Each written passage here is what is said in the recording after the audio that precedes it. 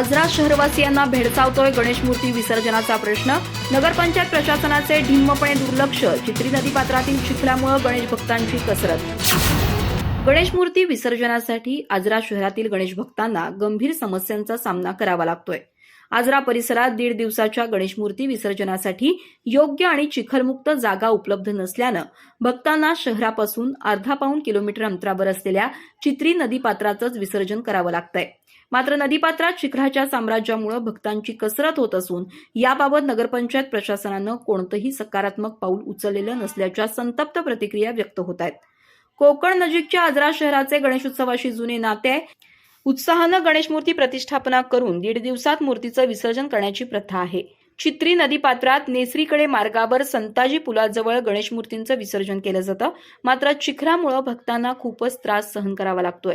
नाईलाजास्तव भक्तांनी चिखलातूनच मूर्तीचं विसर्जन केलं.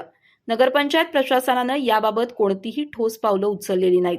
मुरूम न टाकता पाळीव जनावरं नदीपात्रात सोडून समस्या वाढवली आहे, अशी प्रतिक्रिया गणेश भक्तांनी दिली.